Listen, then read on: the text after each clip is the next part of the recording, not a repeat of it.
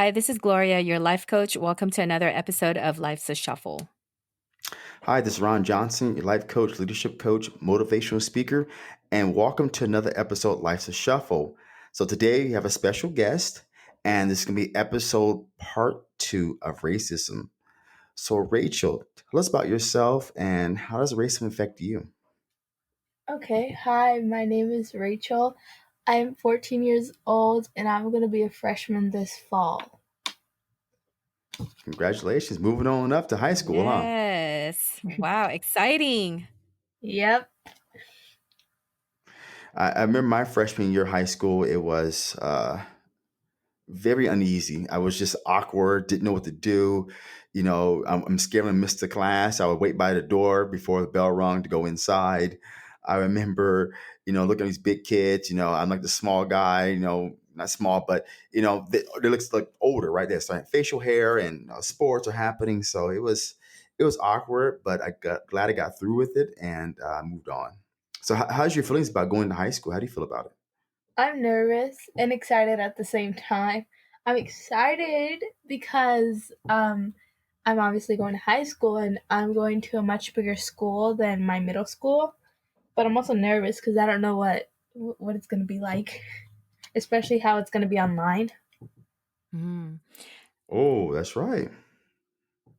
wow. Yep. That's true. And that's interesting because this is going to be your first year in a new school and it's a bigger school and then it's going to be online. Now, is online only going to be in the fall or is it going to be for the rest of the school year? They're not sure yet, but for now we're doing it online for the to start school. We're doing online.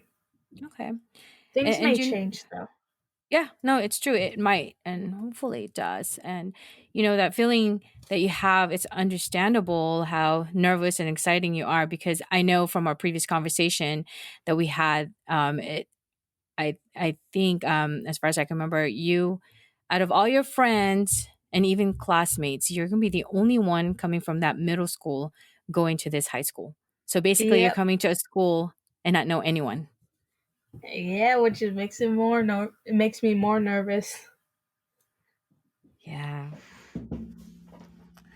Maybe meet your high school sweetheart. You never know, right? Oh, okay.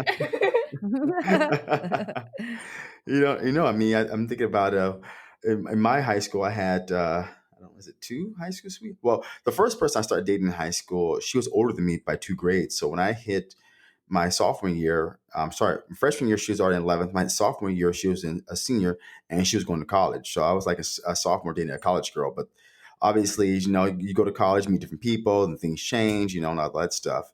Then my junior year, I met a new girl, and obviously with her, we dated from was it my junior year? I think my junior year, maybe senior. I don't think I remember now at this point. But anyways, I guess I would say that's my high school sweetheart because I went to two proms. One with the older one that was 2 grades above me, and one with my current grade. So it's pretty cool. I can look back and see the difference in myself. Like my first prom, I went to an older girl. I had an all white tux with a bow tie. The second one, I had a black tux, but I had a red bow tie. So go figures, How right? funny. I think Pictures for don't yeah. lie. Yeah, they don't lie. That's Old school pictures. funny. Yeah, well, now you know how old you have an idea of how old we are. But anyway, my memories in high school, I think I remember when I was going into high school, I was excited. I don't remember feeling nervous at all, but I think because I believe most of my friends were all going to the same high school, but one or two of them went to a different high school. So it was very exciting for us. And then we already knew other people that was going into that high school. And just, yeah, it was all excitement for us. But when not to scare you, Rachel, um, it wasn't, there was some things in high school that, some things that we didn't expect because middle school was more, you're young, innocent, having fun, right? And then you walk into high school, it's just a lot more different. There's so much more things that you'll see and you'll experience than when you were in middle school. And then, I would say just enjoy your life and be yourself. Yep, and don't miss out on anything because once it's gone, you can't get it back. I only thing I wish about high school, I had my confidence I had now, but 20 years ago, and it would have been, oh man, I wouldn't have stopped. I would have done everything in my hands. I would have played basketball, I'd have done football, I would have done this, I would have went to all the dances and whatever. I was just so deep down inside, so afraid of going to a dance, being made fun of, not being able to dance, whatever they thought at the time was right or wrong. And for me, it's just it would have been a great opportunity to network and build my confidence, right? Because unfortunately, it's when you go to high school, you always try to fit in somehow, some way. You want to fit in with the crowd or people, and that's how you kind of identify yourself. So you got, at least in my day was the popular kids, the cool kids, the jocks. We call them the schoolboys or schoolgirls or back in my day, we had people like Gothic. So back then, Gothic was all black. So black nails, black eyeliner, black lips, black hair, black jacket, black shirt, black pants, black boots. So we had those as well. So everybody kind of had their own identifiable clique. So that's interesting about high school is that you try something to identify. So speaking of identify, Mhm. so let's talk about our topic, which is racism. Have you ever experienced racism yourself? Yes, I have experienced racism. I was in an elevator. Well, I was 11 at the time, so I don't know.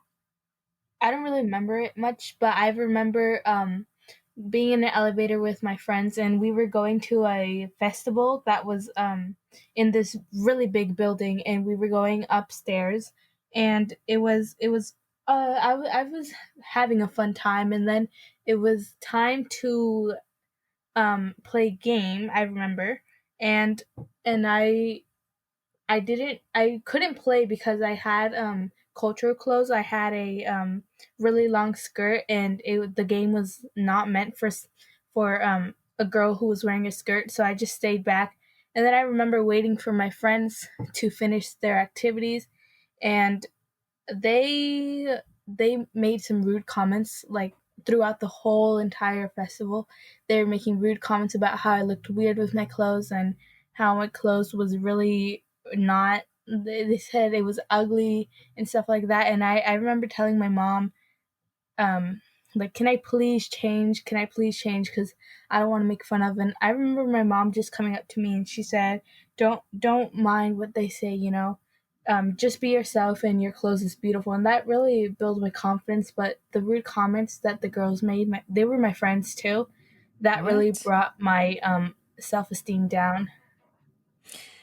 Okay, so now that's interesting. They were your friends because in the beginning of your story, I was thinking they were just some random people. No, no, they were my friends. We were going to a festival in Oh this wow! in this really big building upstairs. Yeah. And would you tell our listeners and share our listeners? I mean, what ethnicity you are? Oh yeah, I'm Hispanic. My parents are both from Guatemala. Okay. Mhm. So you see, you said earlier you don't remember the story, but you remember how you felt. Yeah, So how did you feel? Like you told us, what happened, but what was the deep down emotional feeling that you felt I felt when you very experienced this? sad. Because I was there to have a good time, and then I felt really sad, and I kind of felt I tried to blame it on myself. I'd be like, well, what if I was annoying, and what if they actually don't like me, not because I'm just wearing this. What if I just made up these excuses um for me to feel to I put myself down. Yeah. Just because you want to, obviously in this case, you're thinking to yourself, I did something wrong. Why are they making fun of me? Because if they're your friends, then they should be, supporting you, whatever you're wearing, right? It doesn't matter. You can wear a birthday suit, right? Clown suit, it doesn't matter. You should be supporting you. And when they didn't support you, it's like, what the hell? I thought we were friends. And Yeah. then that's where you kind of blame yourself, like, did I do something wrong? Now I want to be more specific. Was it the clothes or was it your skin color? What was going on here? I think it was my clothes that really I'm pretty sure it was the clothes.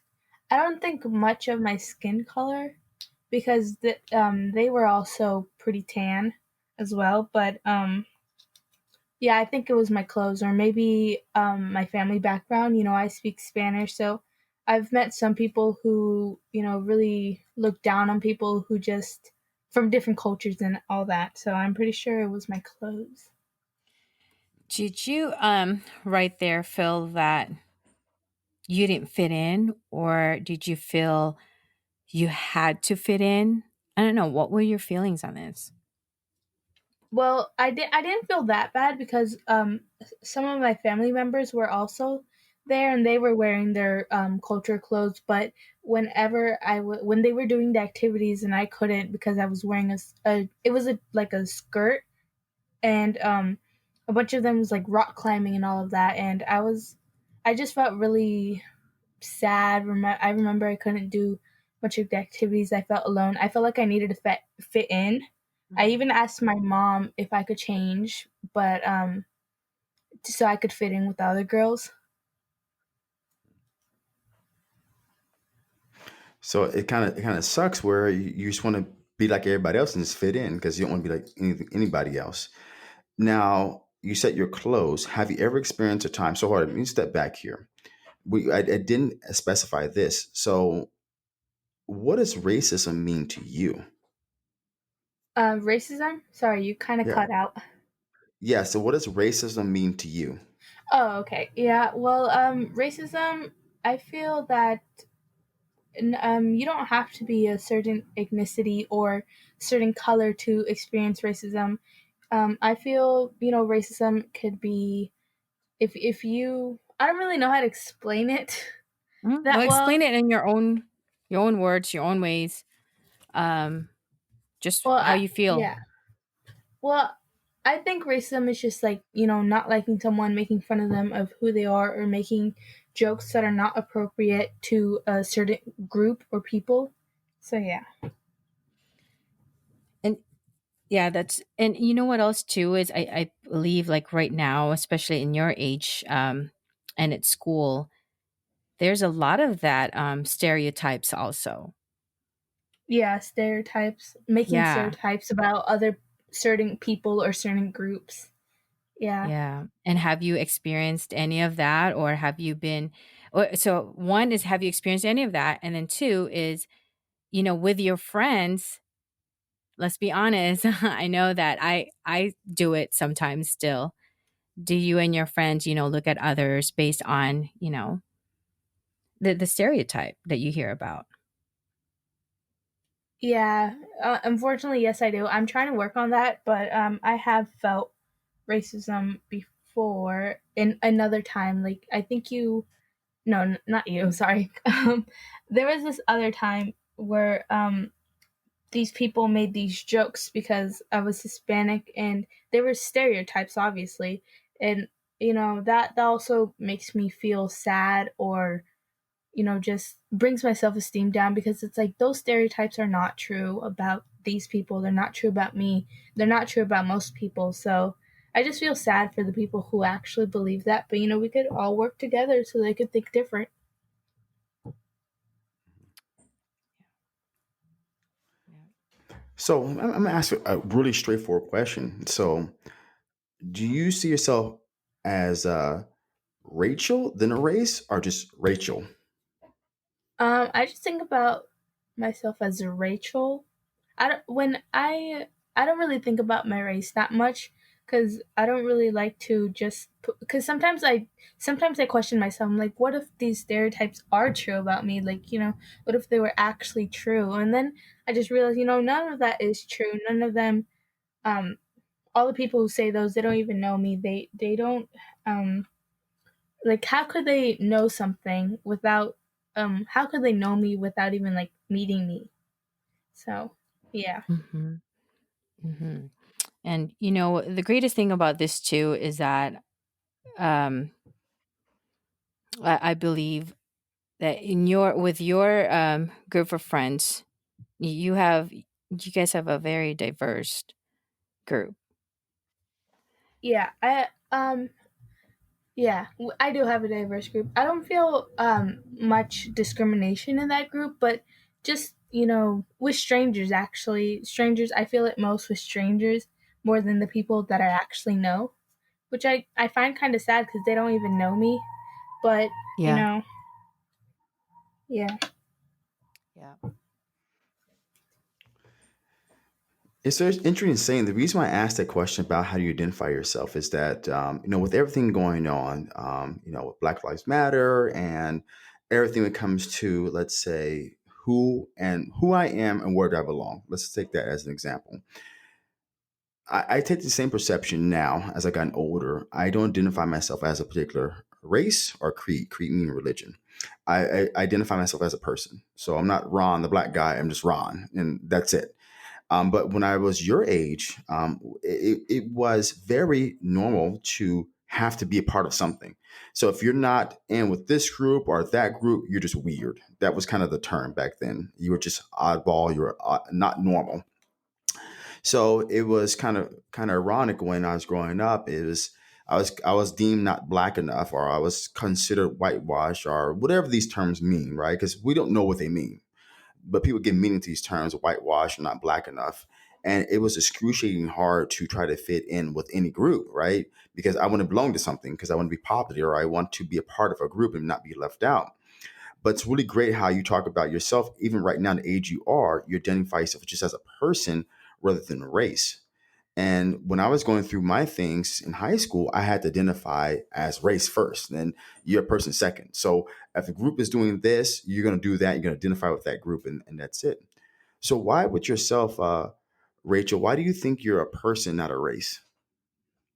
Um, I think of myself as a person because um, I don't think it's, well, yes, I am Hispanic, and I don't deny that, but I feel like just because I'm Hispanic, I shouldn't be treated differently than other people. Like, you shouldn't just put the, like, some people have um what's called assumptions about Hispanic people, and I feel like that shouldn't have to do anything with how you look at me, how you treat me. Even if you're not saying anything, the way you think also tells a lot about you as a person. So I just feel like we should all be nice to each other, no matter what your race, religion, how you dress. Yeah. Yeah. Gosh, Rachel, listening to you sounds like it doesn't sound like a 14-year-old speaking and talking and have such great awareness, because a lot of the times, like, in stereotype and assumptions, a lot of the people don't realize that it can have a big impact on other aspects of a person's life. And, they don't realize how it affects a person, and most especially the young ones. And that's what Yeah. I'm saying. Like, for you, for in your age, I can't. I'm really impressed with your awareness on this, and how and your beliefs on this, because not everyone your age right now, I can guarantee that, feels that way. But again, it also has something to do with the society and what they see and what they hear and how they are raised. So I'm curious though, with your thoughts like that and your awareness on this and how you feel on this, would this have something to do with the way you were well raised by your parents? Yeah, part of it, yeah. My parents, they always told me to, always don't never be silent. Like, always do the right thing, even if it means you're the only one. And so I feel maybe because, yeah, my parents have also faced racism. So at a young age, they also told me, you know what, there's going to be people out there who think different than you, and you should just don't bring yourself down just because they think that way. And my mom always told me, like, when I tell her something about something that I feel discriminated about, or even my brother, because I also have a younger brother, if Mhm. he tells us about something he has experienced, we just tell him, don't worry about them because you are your own. It doesn't matter. Not a certain just because you're a certain race doesn't mean you're less than the other people, or you shouldn't be treated differently. So my mom always told us, if you find yourself in that situation, just stay away from them, because eventually they'll have to understand that you are a person too. So that's what my mom always told me. I like that. Yeah, that's really, really amazing because it's your parents know there's something there and it needs to be obviously looked at different, right? The unfortunate thing is in life at this moment and in general, as things get better or more awareness comes to the whole world, like you just said, you're just a person. So what food you eat, where you come from, you state what language you speak, or you speak two languages, or you're how tall you are, how much you weigh, you're just at the core, you're just a person. Yes, Hmm. we And are all the that's same. Yeah. we are all the same, and it's marvelous to hear the fact that you're definitely a few generations behind me, but it's a fact to hear, and I'm really blessed that I'm able to hear this in my lifetime. Because my lifetime, I was hoping one day I'll wake up and I will see a job application or any application out there, even for college, that pretty much takes away racism. Like you shouldn't have to check mark what race you are. Like Yeah. if I'm African American or I'm Hispanic or whatever, you should be abolished because if I'm going to college, why does it matter? Or whatever I'm doing, I'm a person doing the job. But the change will start with people like you, Rachel, where you are now bringing awareness because your mom brought an awareness to you. Now you ingest that awareness. And now when you have your kids or whatever you start doing in your life, you're bringing it to that person or even to your friends about thinking different. Like, just correct me if I'm wrong, from you, it seems that you want to be a person, you don't have to belong to something to feel happy or content. Is that true? Yes. Yeah, it is true. That's amazing. Yes. That's amazing the fact that this is really happening in my lifetime because I always want to hear that. Because I was so caught up with being a part of somebody, being a part of something, being in a group. But now you're saying, look, I'm cool. It's no problem. Hmm. Yeah, it is. When we were in high school, at least for my personal experience, we were divided. So you'll have, the Hispanics, when let's say lunchtime where we hang out in a quad. So you'll have all most Hispanics on one side. Then you'll have all the Filipinos on one side. Then you'll have the whites on one side, blacks on the other side. And then let's say the Asians mixed, all kinds. It was just all divided, although it's a very diverse school. But when I think now and I look back, just seeing the quad, how it was every lunchtime or recess, we were all divided. And, like what Ron was saying, just hearing this from you at this age and, that having those thoughts and just the way you feel right now and just being yourself and how you feel that we're just all human. I like that. It's wonderful. Such a wonderful feeling to hear that. Because again, like I said, growing up, our high school was different from you. And you know, you going into high school might be a different experience, a whole new different experience. Yeah.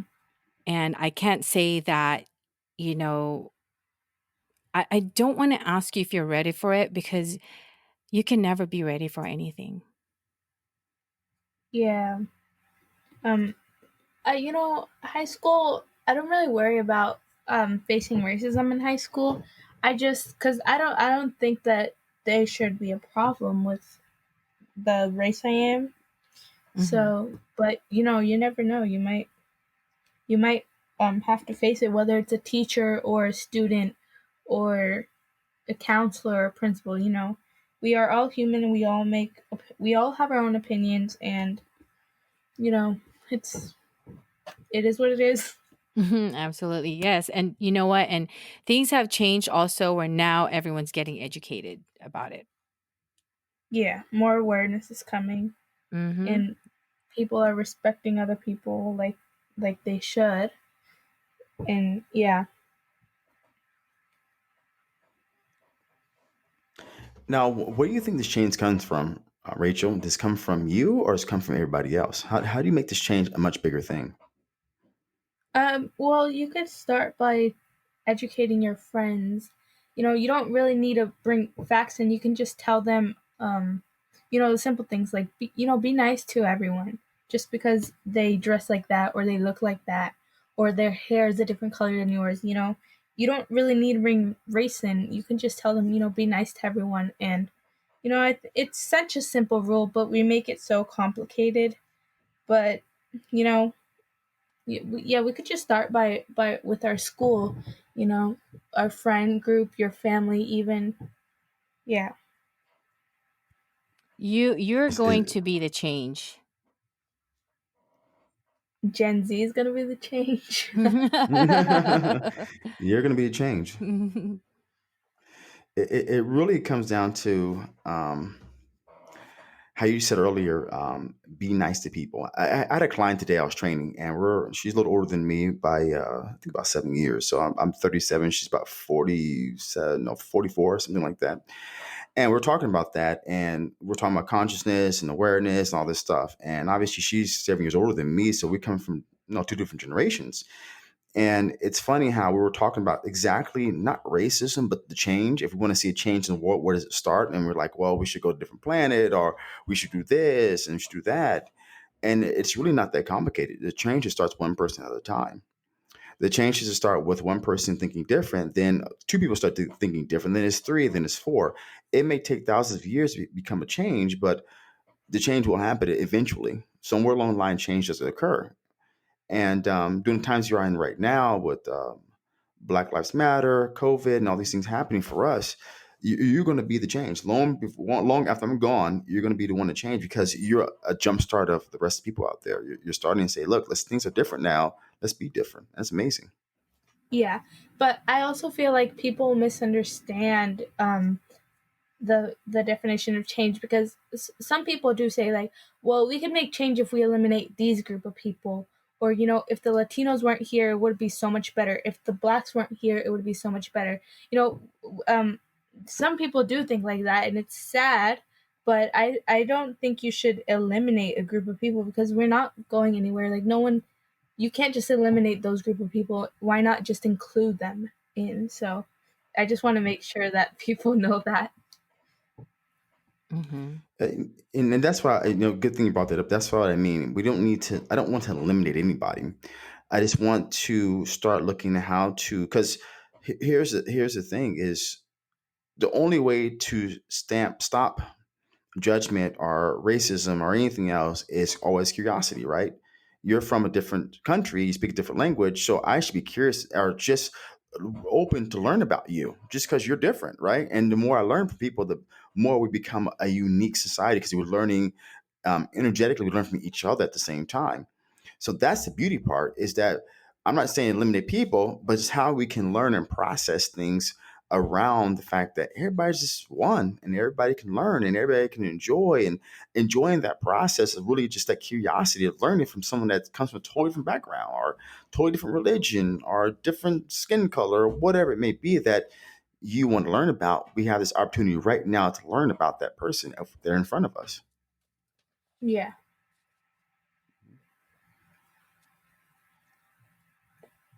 So what is something you would do now? So let me ask the question again. With things going on with Black Lives Matter, is it affecting you in any way? No, I don't think it's affecting me anyway. Like, what do you mean? Like, do you feel that there should be a change? Should you join the protest? Should you join a group? How are you feeling about it? Oh yeah, I feel that Black Lives Matter. I haven't gone to a protest because well, yeah, my personal reasons, obviously, Corona as well. But you don't need to join a protest to tell to people don't really need. You could start by putting a sign outside your house, Black Lives Matter, or you could just tell your friends how you feel, or you could, I do know some people who believe in Black Lives Matter, but their family might not. So maybe you could start um, before trying to change the world. You could start by your family as well. But yeah, I haven't been to a protest, but we do have a sign outside Black Lives Matter in front of my house. So since okay, so you have that and obviously you support it, but when all this had started, the looting, the riot and the killing, what were your thoughts on all this? What was happening? Like what came up to you at I'm curious now with, with someone like you, 14 years old. I mean, I've heard from adults, but what was the feelings, at your age? Well, I before all this happened, I didn't know people had so much to say, honestly. I thought we were just worried about corona, but once all this started, people really started to speak out. I think it just started with one person. One person said what they thought and then other people agreed with it. And I think, if we keep doing that, we might be able to change the way people think. Mhm. Yeah. Were you like at a time maybe or at one time stuck where you felt like who's telling the truth and who's not? Who do I believe and who do I not believe? Yeah, definitely. Yeah. I really found myself questioning um what should I believe in? Like, because social media is also a really big part. I have social media, and there Mhm. are many different thoughts about there, and some of them are false rumors, some of them are true. But I would see people who support Black Lives Matter, but and then I would also see people who were against it, and I found myself as like, well, what should I like? I don't really know what's true or not, and so I think social media really has a big influence on the people who use it. So Mhm. I'm still trying to like I don't really know, but social media is also a really big thing that influences a lot of people's opinions about the Black Lives Movement. And it really does. And I kind of giggle there for a moment because I know that social media is such a trend and a thing right now for a lot of the young ones, like teenagers like and I'm sure you're probably on, especially right now it's summer break, no school, and I can't even imagine how often you are on Yeah, Instagram or maybe I could imagine, I don't know. I honestly find myself thinking about like when it's time to go to bed, I will think about like, well, what if these people are right or no, they can't be right. They're just ignorant people or like that. But I think we have to respect other people's opinions. So even if you don't agree with them, or if you think they're wrong, but yeah, it's so like overwhelming because you have your family telling you one thing, you have your friends telling you another thing, and then you have strangers, the news as well, and you also have social media, and it's really overwhelming sometimes. Sometimes I just let everything go, think about all of this, pray. Mhm. Got to turn somewhere, right? Yeah. Yeah, so it's really funny that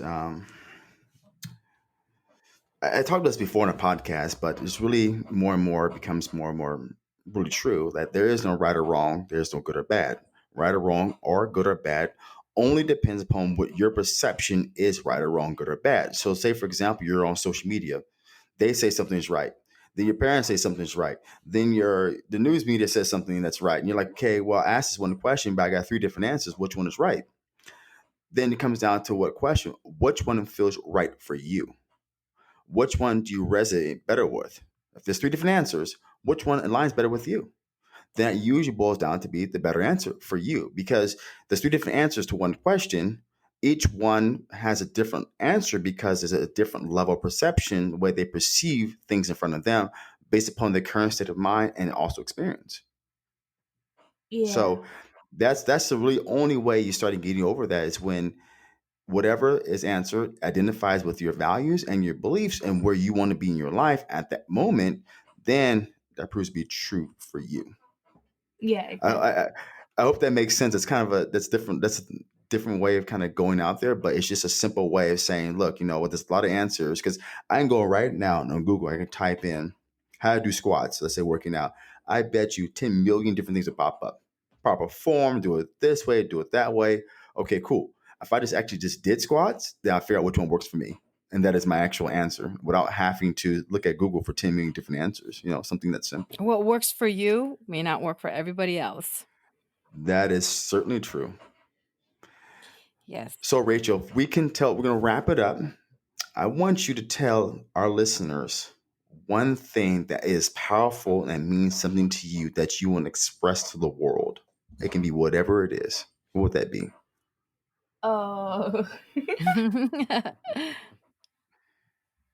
Okay. Well, I heard this in a movie. I don't know if it's really relevant, but it said like justice doesn't mean the bad guy goes to jail. It just means someone pays for the crime. Ooh, I like Ooh, I like that that. one. Yeah. Say it one more time. Justice doesn't mean the bad guy goes to jail. It means someone already paid for the crime. That's a good one. Why is that important to you? What's so good about it? Well, Mhm.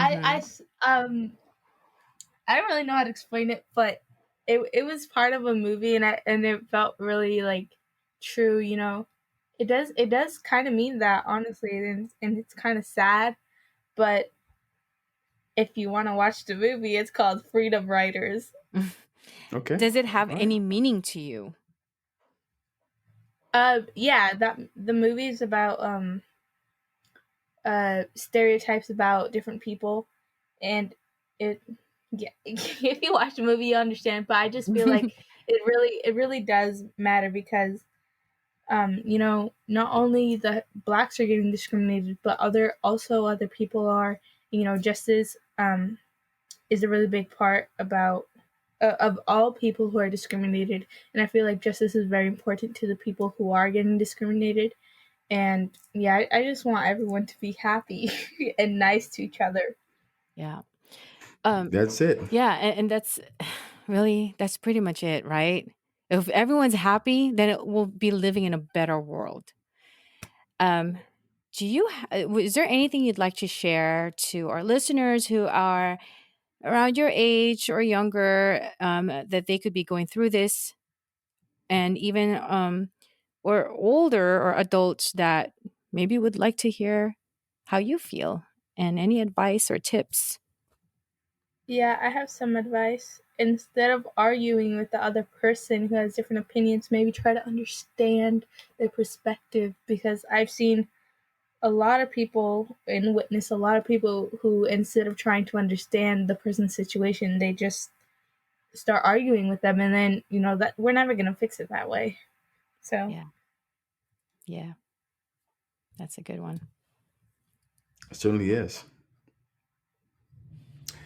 So let's get to the end, guys. As always, another great podcast. Thank you, Rachel, for joining us again for part 2 of racism and learning your perspective and how you view things, because that's the whole thing about life. We're always teachers and students at the same time. So even though I'm older than you, I learned from you today, and you, vice versa. You probably learn from me. So it's a great thing.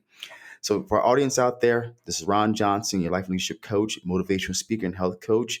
And always, you guys need help, you can find me under Ron Johnson Life Coach on Instagram and also Facebook. Yes. And again, this is Gloria, your life coach. Thank you for tuning in to another Life's a Shuffle. And Rachel, thank you for joining us today and sharing us your thoughts, feelings, and good luck in high school.